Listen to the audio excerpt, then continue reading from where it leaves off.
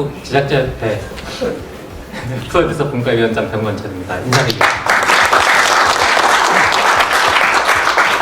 네, 행사에 앞서 저희 한국 애니메이션 제작자협회 신창환 회장님의 인사말로 시작하도록 하겠습니다. 이 사진은 계속 안녕하세요. 한국 애니메이션 제작자협회 신창환입니다. 감사합니다. 오늘 이 행사가 6회째를 맞는 행사입니다. 작년, 재작년에 이제 코로나 때문에 좀 쉬었고요. 저희가 이 행사를 부산에 와서 하는 이유는 애니메이션 영화, 극장용 애니메이션의 활성과 진흥을 위해서 저희가 부산에서 영화제 기간에 행사를 함으로써 많은 애니메이션 제작자들이 한국 극장용 애니메이션의 많은 작품 기획과 또 관련 산업을 좀 더 활성화시키기 위해서 그런 의도로 기획을 해서 올해 6회째 행사를 하고 있습니다. 올해는 또 저기 멀리 서울 미디어 대학원 대학교에서 김광수 총장님께서 자리하셨습니다. 감사합니다. 네. 다음 영상대 임철현 네, 반갑습니다. 나주에서 콘텐츠진흥원의 애니메이션 팀 팀장님 자리하셨습니다. 네, 감사합니다. 코로나를 지나서 이 미디어 환경이 굉장히 많은 변화가 있었고요. 극장용 애니메이션도 그와 함께 많은 변화가 있었습니다. 하지만 꾸준히 또 우리 협회 회원사분들 또 애니메이션 업계 많은 제작자분들이 극장용 애니메이션을 많이 기획하고 또 올해도 이제 많은 작품들이 개봉을 했고 또 앞으로 많은 작품들이 또 개봉을 기다리고 있는 상황입니다.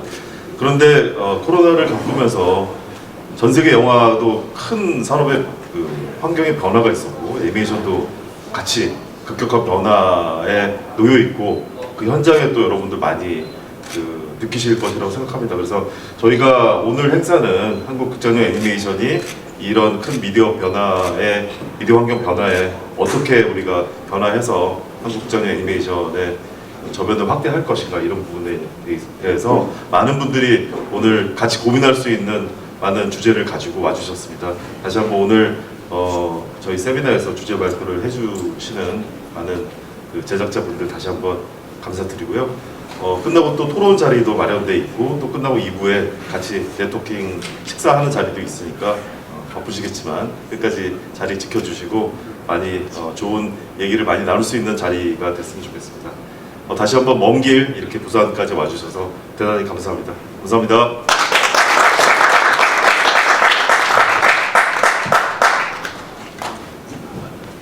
네, 회장님께서 이미 기빈 소개를 다 해주셔가지고 네, 기빈 소개는 넘기도록 하겠습니다. 오늘 발표 자료도 이렇게 공개를 해주신 여러 발제자분들이 계신데요. 이 자료는 이제 귀로만 듣고 눈으로만 보시는 걸로 하시고 이 일제 영상 녹음이라든지 녹화는 안 되는 것으로 양해해 주시기 바라겠습니다. 네, 첫 번째 발제 순서는요. 사진 크게 나오는데 네, 저희 한국 애니메이션 어떻게 보면 극장판의 이제 프랜차이즈 시리즈를 처음으로 연 뽀로로의 성공 사례를 이제 발표해 주실 건데요. 김현호 부사장님이라고 불러야 되겠죠? 네, 하지만 감독님이자 총괄 프로듀서이신 김현호 오콘 부사장님을 모셔서 제 사례 발표를 들어보도록 하겠습니다. 네, 박수로 맞이해 주시기 바랍니다.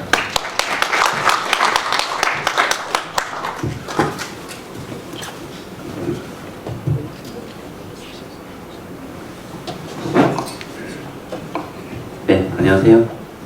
저 오콘에서 온 김현우라고 합니다.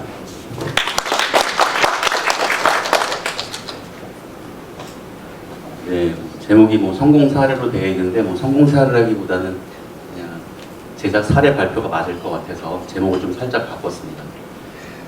예전에 이 비슷한 주제로 2018년도에 한번 발표한 적이 있었는데 그 내용하고 되게 비슷합니다. 하지만 그 사이에 한 3편 정도 더 이제 내용이 추가가 됐고 그 사이 이제 영화를 저희가 계속 제작하면서 느낀 점들 그리고 또 영화를 준비하시는 분들한테 좀 도움이 되고자 자료를 갖다가 좀 더 업데이트 시켜보았습니다.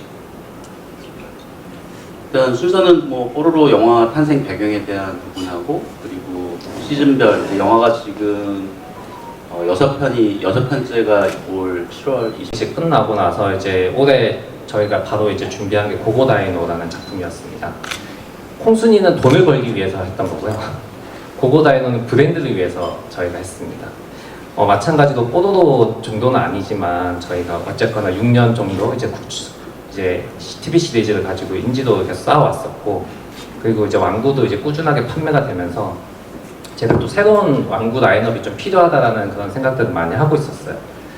근데 이제 TV 시리즈에서는 아무래도 좀 교육적이고 착한 이미지가 있다 보니까 이게 왕구 라인업을 확 넓히기 어려웠었는데, 이제 극장용은 좀 타겟을 올릴 수가 있는 그런 장점도 있고 러닝타임도 기니까 제가 이렇게 합체 로봇이라는 컨셉을 가지고 이제 기획을 하게 됐습니다. 지금 오늘 이제 연휴 첫 개봉 날인데 저희가 10월 5일 날 이번 주 수요일 날 이제 개봉을 해가지고 한창 이제 러닝을 하고 있는 중이고요. 혹시 주변에 이제 조카나 자식 있으신 분들은 빨리 극장 예매를 좀 서둘러 주시기 바랍니다. 네. 그렇게 지금 현재 고고다이노 브랜드 인지도 향상을 위해서 또는 이제 브랜드를 위해서 프로모션 형태의 어떻게 보면 영화 제작을 한 거고요. 그렇기 때문에 어떻게 보면 수익을 많이 내자라기보다는 똔똔하더라도 네, 이거는 성공한 작품이다라고 생각을 하면서 지금 제작비를 최소화해서 진행을 했습니다. 물론 이제 고고다이노도 이번 흥행 여부에 따라 가지고 저희가 이제 프랜차이즈로 계속 할 수 있는지 없는지 판단을 할 생각이고요. 사실 이거 하기 전에 2019년도에 저희가 IPTV용 60분짜리를 만들어서 그때도 개봉은 하지 않고 IPTV용으로만 이제 서비스를 했었는데, 그때 BEP를 1년 만에 달성하는 거 보고 VOD 시장도 크구나. 그렇다면 영화와 VOD를 같이 가져간다고 하면은 이거는 충분히 우리가 승산이 있다라고 생각해서 이번에 좀 극장까지 가보게 된 케이스입니다. 네, 마찬가지로 아까 영상을 많이 보셨으니까.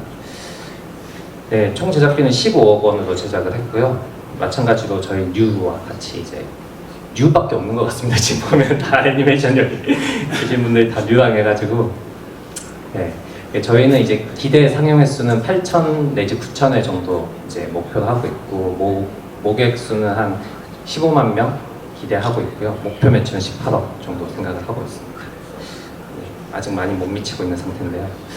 저희뿐만 아니라 이미 많은 제작사분들이 이미 원작을 활용해서 이렇게 작품들을 진행하고 계시고요.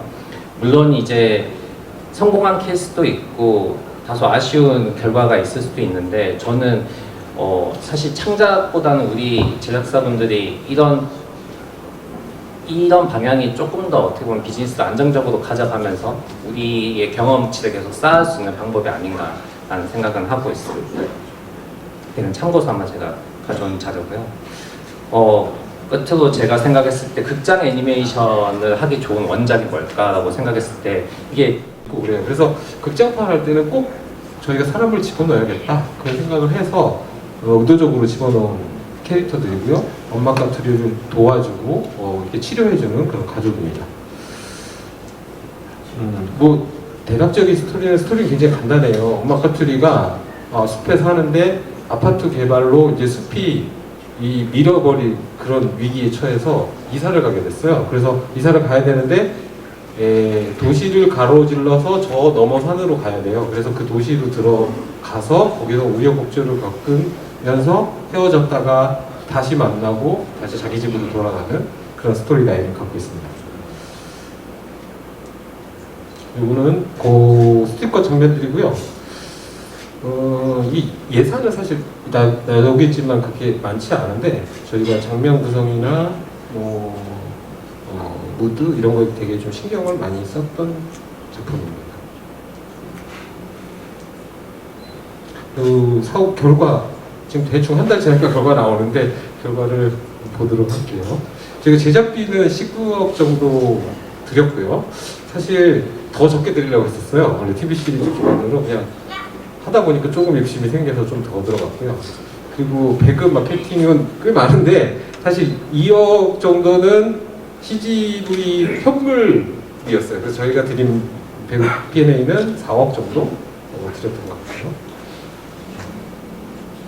그리고 뉴 통해서 배급했는데 스크린 수는 500개에서 최대 600개 정도 잡고 상영일수 600에서 800, 좌석수도 7만, 9만. 이게 그래서 굉장히 사실은 많이 잡은 거예요, 생각보다. 이 저희 작품 처음 기대보다 좀 더 많은 상영수나 스크린 수를 갖고. 애니메이션 제작비 얼마로 적정 비용을 측정해야 될 것인가, 그리고 홍보 마케팅, 아까 이제 제작사분들 다 말씀해 주셨는데 적정 홍보비는 얼마일 것인가 라는 거를 일단 첫 번째로 이제 배급사 입장에서 보셨을 때 지금 이제 주수대전으로 상당한 인기 거의 한 9개월간, 아까 말씀 들어보니까 9개월간 극장에 거셨던데 모르겠어요. 이제 일본 작품이긴 하지만 국내 작품도 이제 투자도 하시고 지금 현재 하시고 계시니까 적정 애니메이션 제작비 얼마 정도로 지금 생각을 하세요?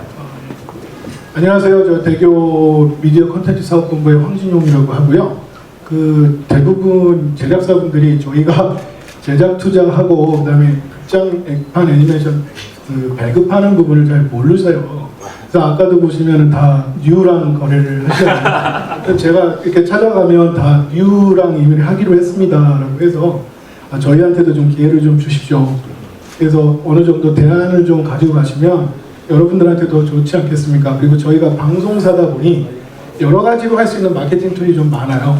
예를 들어서 잠깐 앞서 말씀드리면 저희가 지금 검정고무신 하는데 검정고무신 개봉 시점에 맞춰서 TV 시리즈를 전편을 다 방송을 했어요.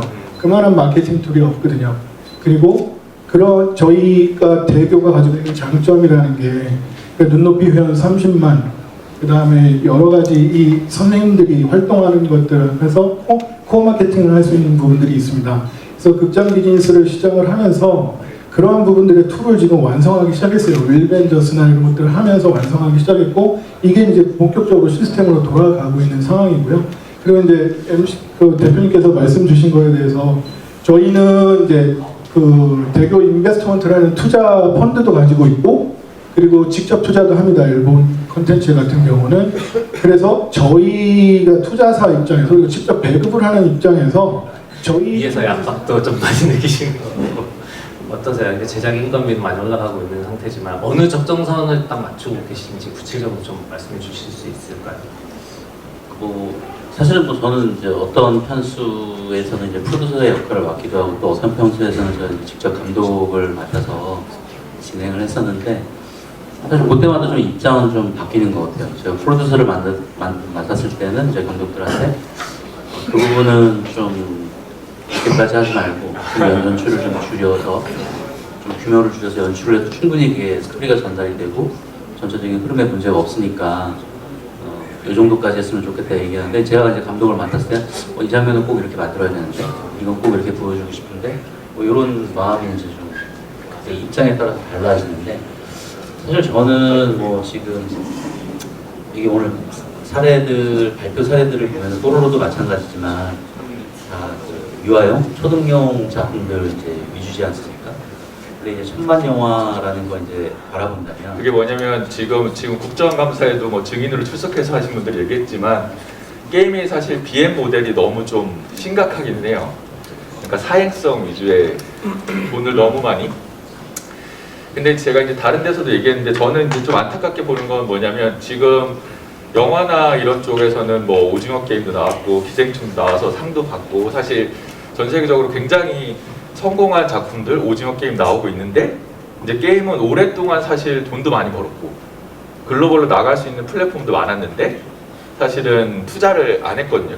그게 무슨 얘기냐면 돈이 많이 버는 사업 중심, 그러니까 모바일 게임이라는 돈이 많이 버는 데만 관심 있지 사람들이 좋아하고 사랑할 수 있는 게임에는 관심이 없었던 거거든요. 무슨 얘기냐면 글로벌하게 상을 받는 게임들은 올해의 게임은 사실 스토리가 가장 중요해요. 스토리가 재밌는 게임이 상을 받습니다. 그게 뭐 BM이 중요한 게 아니라. 근데 이제 그런 부분들에 대해서 사실 돈이 많이 있을 때 여러 작품을 투자해서 다양한 작품의 스토리텔링을 얘기했다면 사실 충분히 자금력도 있고 할 수 있었겠는데 사실 이제 사업부에 올라가는 순간 이제 BM이 무엇이냐에서 여기서 투자를 할 것이냐 말 것이냐로 하면서 그 시장이 너무 외면됐는데 지금은 잘 아시겠지만 중국 시장이 막히면서 이제 한국의 게임이 모바일 게임으로 갈 수 있는 시장이 사실 없거든요.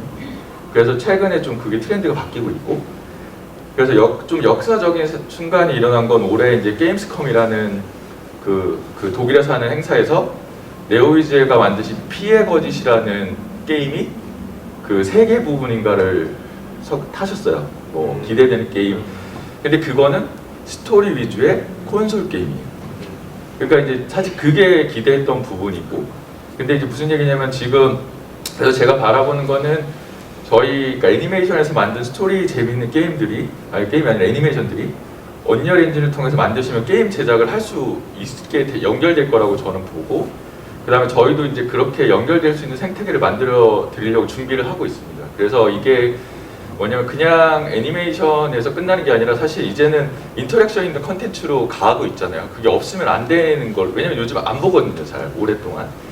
그래서 이게 뭐 그러니까 이제 말씀드린 건 뭐냐면 그렇게 가려고 하고 있기 때문에 지금 당장의 언리얼 엔진으로 제작에 뭐 그 대표님 말씀해준 것처럼 처음에 R&D 비용이 들지만 궁극적으로 사실 도움이 돼서 지금 당장에도 도움이 되고, 사실 미래에 대해서는 사업의 준비도 사실 확장을 준비할 수 있으니까 그런 부분에서 저희도 지원을 많이 하고, 또 뭐 지금 뭐 100% 약속드릴 수 없지만 저희도 저희 나름의 지원을 통해서 펀딩을 통해서 그런 걸 작품을 만드는 것도 좀 거나 좀 규모가 작은 데는 좀 더 집중력 있게 또 제작사의 입장을 많이 들어주면서 할 수도 있을 것 같고, 큰 데는 뭐 힘이 있는 만큼 좀 하던 대로 하는 거고 뭐 그런 차이가 있을 것 같긴 하고, 마케팅 하는 데가 좀 애매하더라고요. 제가 보니까 마케팅 하는 데가 이 분들이 경험은 많은데 저희 마케팅 음악가들이 할 때 사실 좀 어려웠어요. 뭐가 어렵냐면 좀 이거를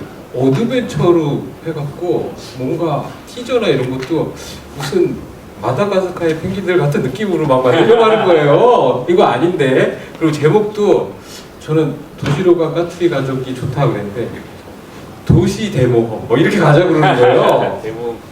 계속 그걸 막 얘기하면서 내가 마지막에 아니다, 도시로가 까투리 가족으로 하자 하고, 저는 약간 이 엄마들이 바라는 또 감성 코드나 이런 게 있다라고 분명히 생각했는데 이 사람들은 그런 깊이 있는 이해가 아니니까 애들 거는 이건 뭔가 어드벤처하고 약간 미국 애니메이션 느낌 나게 마케팅을 해야 돼 라고 생각하더라고요. 근데 그 부분이 뭐 일리가 없는 건 아닌데 저는 제가 고집을 해서 좀 방향을 뽑아서 사실은 완전히 제 쪽으로 오지도 않고 그쪽 쪽이었다 아닌 약간 중간 정도로 마케팅이 된 것 같거든요. 근데 좀 더 제작사가 제가 작품을 제일 많이 하는